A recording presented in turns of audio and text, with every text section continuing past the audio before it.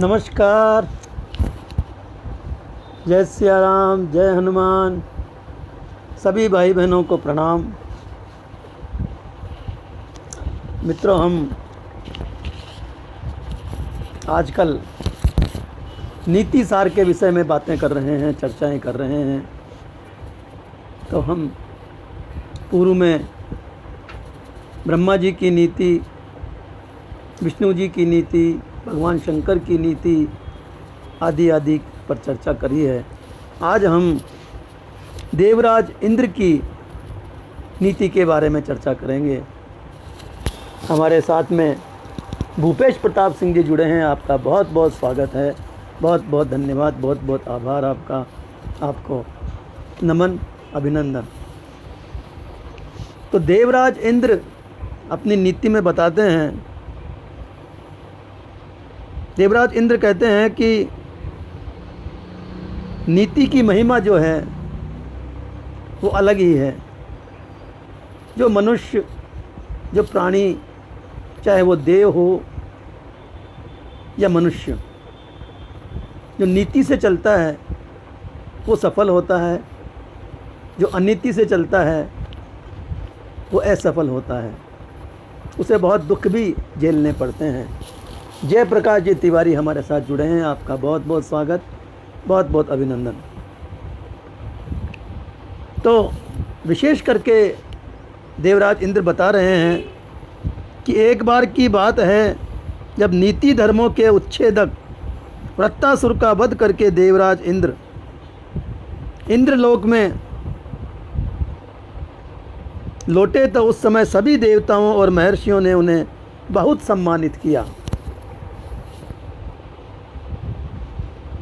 उसी समय उनके सारथी मातली ने हाथ जोड़ करके उनसे पूछा कि भगवान, जो सबके द्वारा वंदित होते हैं, उन समस्त देवताओं में आप अग्रगण्य हैं, परंतु आप भी इस जगत में जिन महापुरुषों को, नीति धर्म तत्ववेत्ताओं को प्रणाम करते हैं, तो बताइए ये कौन महापुरुष हैं, कौन आपसे भी ऊंचे देव हैं जिनको आप हाथ जोड़ करके प्रणाम करते हैं?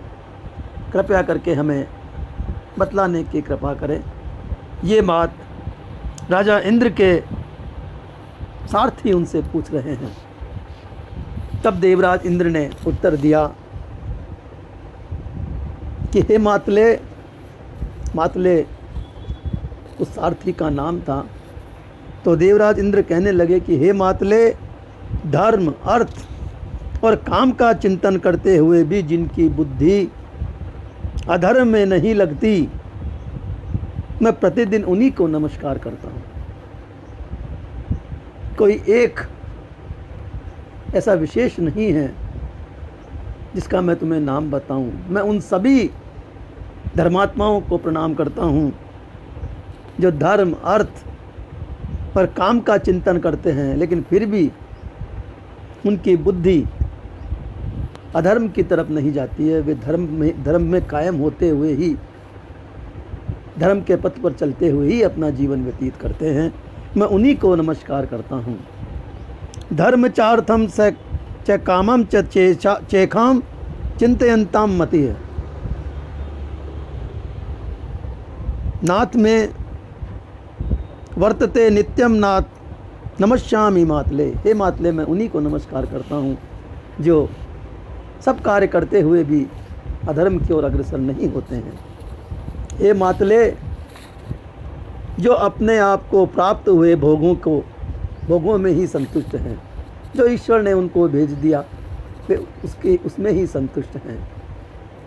वे अधिक की चिंता नहीं करते हैं, अधिक का लालच नहीं करते हैं, दूसरों से अधिक की इच्छा नहीं रखते हैं।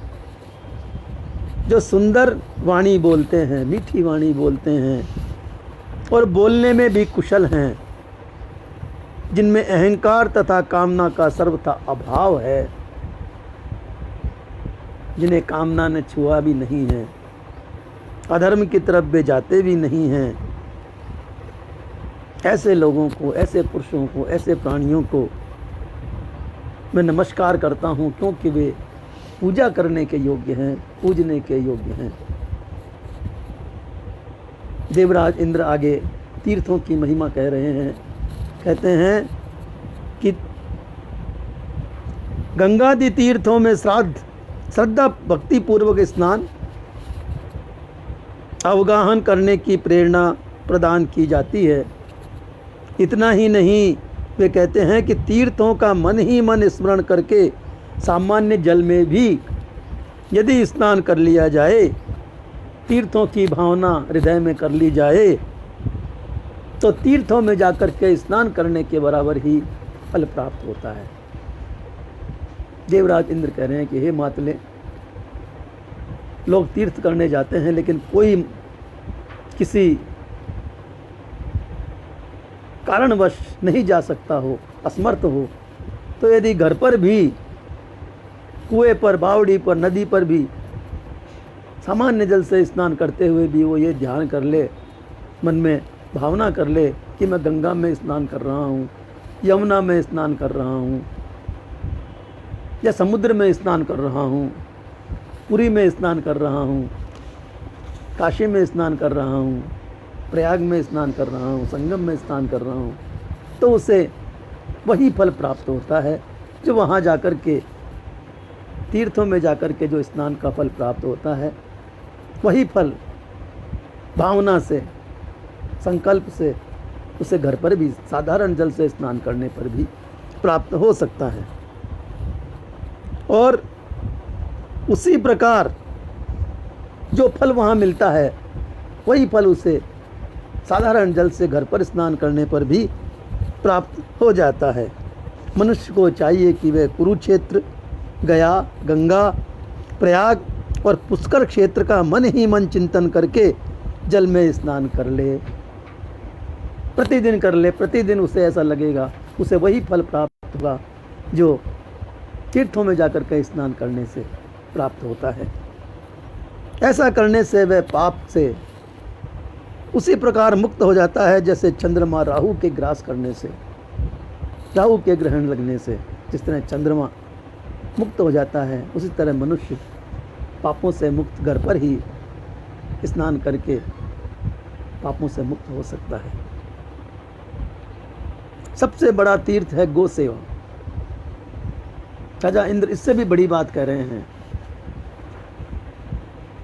कि सबसे बड़ा तीर्थ गौ सेवा है। यदि आपने गौ की सेवा कर ली तो समझ लीजिए आपने पृथ्वी पर स्थित जितने भी तीर्थ हैं उन सभी तीर्थों का स्नान कर लिया, सभी तीर्थों पर आप जाए, सभी तीर्थों का धर्म आपको प्राप्त हो गया। देवराज इंद्र बता रहे हैं कि हे मातले, गायों में सभी तीर्थ प्रतिष्ठित होते हैं। कितनी सुंदर बात इंद्र बता रहे हैं। आज हम जिन गायों को दुत्कारते हैं, मारते हैं, काटने के लिए बेच देते हैं, जिन गायों का हमें कोई काम नहीं होता है, आवश्यकता नहीं होती है, जो दुधारू नहीं होती हैं,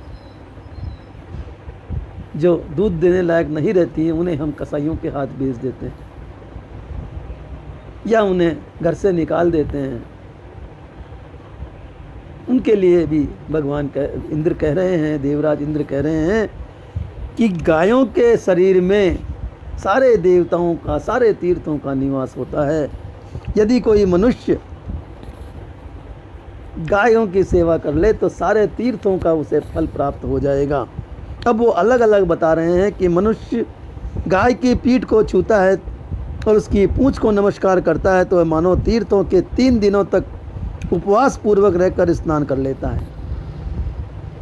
यदि मनुष्य गाय की पीठ को छू ले, पूंछ को नमस्कार कर ले, तो उसे उतना ही फल प्राप्त होता है जितना कि कोई मनुष्य तीर्थों में 3 दिन तक रह करके, उपवास में रह करके जो फल उसे प्राप्त होगा, वो फल एक बार गाय की पीठ पर हाथ फेरने पर, पूंछ को नमस्कार करने पर फल प्राप्त हो जाता है।